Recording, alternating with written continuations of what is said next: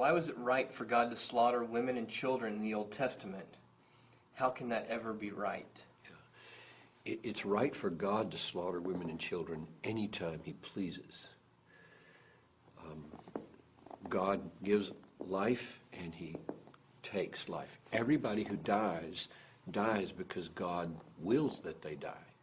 So God is taking life every day. He will take 50,000 lives today. Life is in God's hand. God decides when your last heartbeat will be.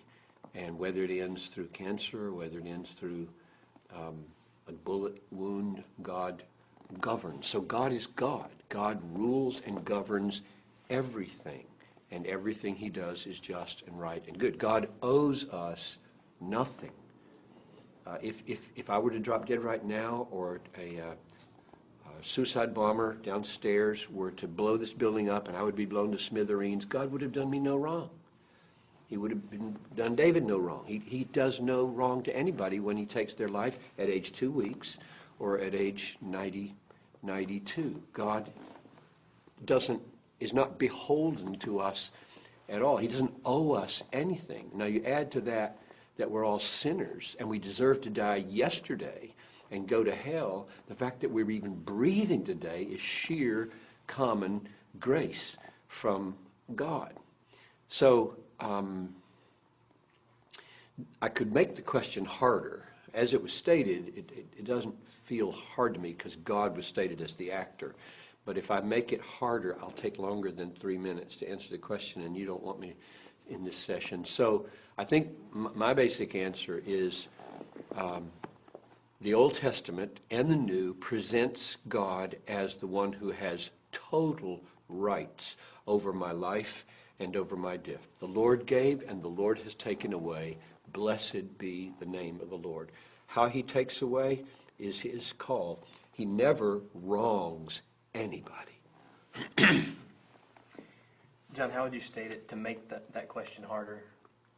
And what would be your answer? The question makes it harder is that he commands people to do it.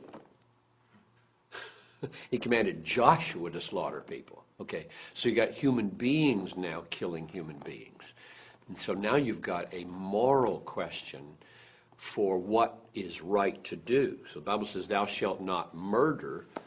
And God says to Joshua, go in and clean house and don't leave anything breathing.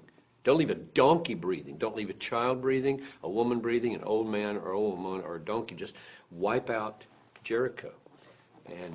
And so then my answer is, there is a point in history, a season in history, where God is the immediate king of a people, Israel.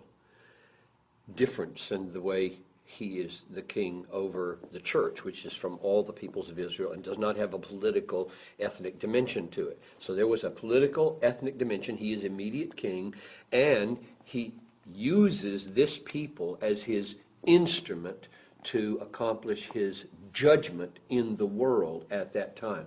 And God, it says, let the sins of the Amalekites accumulate for 400 years so that they would be full, and then he sends his own people in as his instruments of judgment. So I would vindicate Joshua by saying in that setting, with that structure of people and God, it was right for Joshua to do what God told him to do, and that is annihilate the people. But that's much more complex morally than saying God does. I mean, he can cause a flood and kill everybody on the planet except 8 people.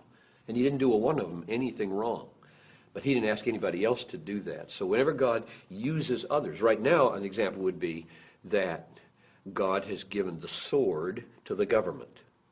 So I believe that the government has a right to take a rapist and a murderer and put him in jail, or to kill him. I mean, I think capital punishment is consistent with Genesis 9 and consistent with God's character because of the value of man. The blood of a man shall be shed for taking the blood of a man. But that's very different than saying anybody can go around killing people.